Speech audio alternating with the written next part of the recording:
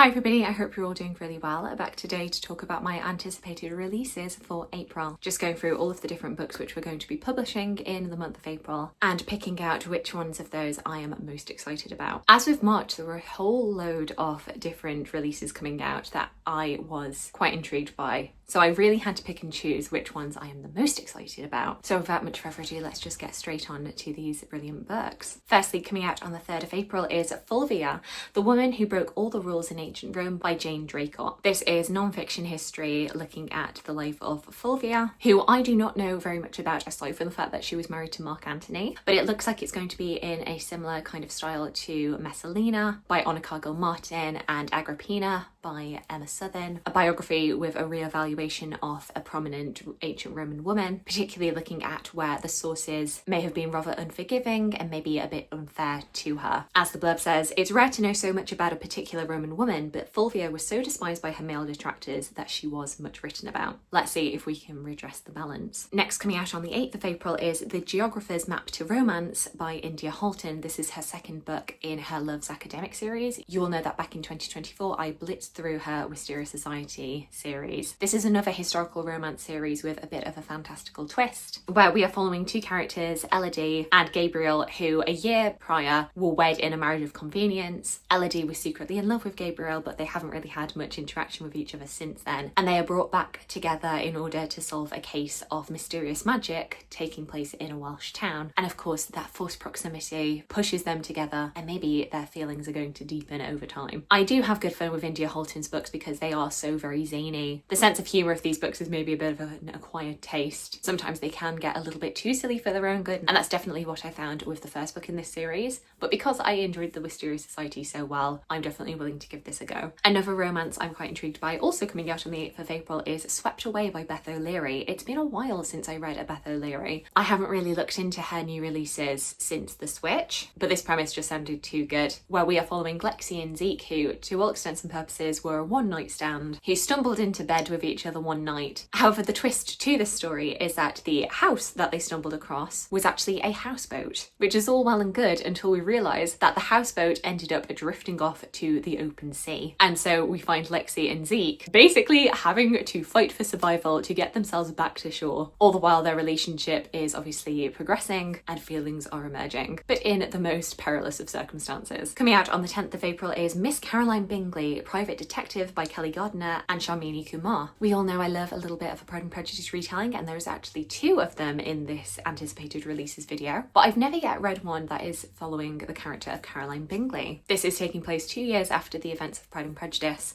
and sees Caroline having to put her detective hat on after the maid of Georgiana Darcy ends up mysteriously disappearing. Caroline and Georgiana have to trek to London and uncover all sorts of sordid details about London's criminal underbelly. I believe that also as part of this story there's some commentary on England's empire, particularly the effects of the British Empire on India, so that sounds very intriguing. Going for a different tone with historical fiction this time is Boy by Nicole Galland, also coming out on the 10th of April, in which we're seeing our main character Sandra Cook, who has been known for playing the female parts in Shakespeare's plays, having to deal with the fact that he is growing up and so is considered too old to play these cross-dressing roles. These were usually reserved for young boys, and he's basically having to come to terms with who he is, particularly his gender identity, what it means to be an adult in this world. I believe it's also a story of friendship as he is riddling these things out with his friend Joan. I don't really know very much aside from this, but it certainly looks very intriguing. Staying on with the Shakespearean theme, but moving on to non-fiction history, is The Dream Factory, London's First Playhouse and the Making of William Shakespeare by Daniel Swift.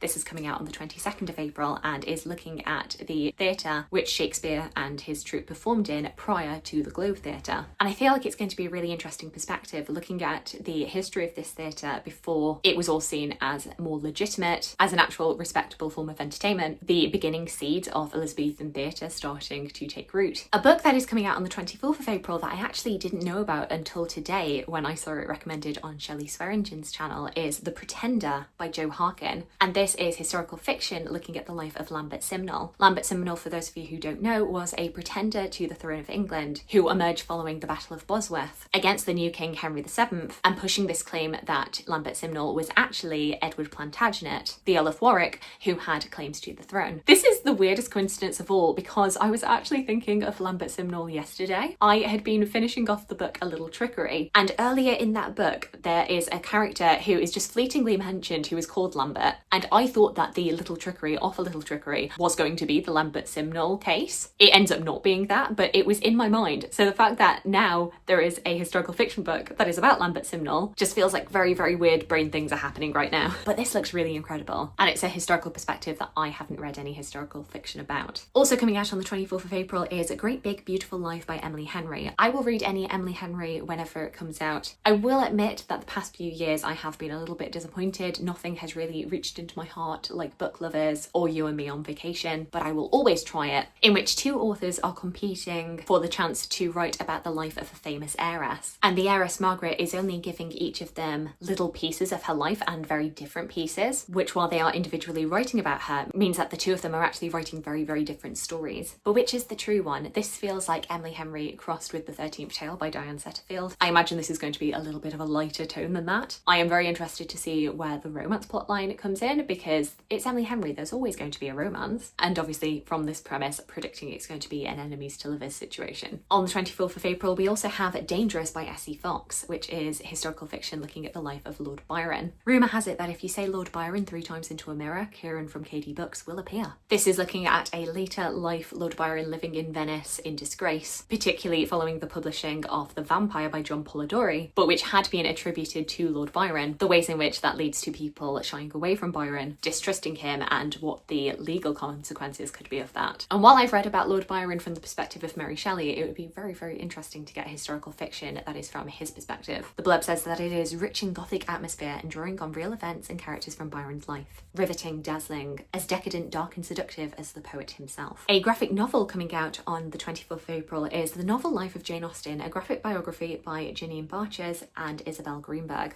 I've previously read Isabel Greenberg's Glass House, which was looking at the Bronte sisters and their early life, and I am very, very intrigued to see this new offering looking at the life of Jane Austen, who is one of my favourite writers of all time, if not my favourite writer of all time. And yet I've always kind of pushed off reading actual biography of her life. You know, I know bits and pieces about Jane Austen's life. I've seen Becoming Jane. I say in jest, I know that that's not meant to be particularly accurate. And this might be a fun little way into learning more about her life. If nothing else, I know that it's going to be stunning visually. The final book that I have to talk to you about today is coming out on the 29th of April, and it is the second of the Pride and Prejudice retellings or sequels, The Unlikely Pursuit of Mary Bennet by Lindz McLeod, which brings together two characters of whom I have previously loved retellings centred around Charlotte Lucas and Mary Bennet. And to make a long story short, Charlotte Lucas and Mary Bennet end up falling in love. I feel like this is a story that many Pride and Prejudice fans have wanted for a long time, and this looks like it's going to be very good fun. Charlotte inviting Elizabeth to stay with her after Mr. Collins dies 4 years into her marriage, and since Lizzie cannot come, she sends Mary. Charlotte discovering that Mary has blossomed in her adulthood and has become a very learned, intelligent, interesting young woman, and so what is a girl to do but fall for her? But of course, it's the Regency. Such relationships are not only frowned upon but illegal, and however can their love survive? So there we go, those are all of my anticipated releases for April. Please do let me know if you are interested in any of the books I've spoken to you about today. Alternatively, please let me know about any coming out in April that I missed and that you're very excited about. I would love to hear from you. I hope you're having a fantastic, fantastic day, and I look forward to talking to you again soon. Thanks. Bye.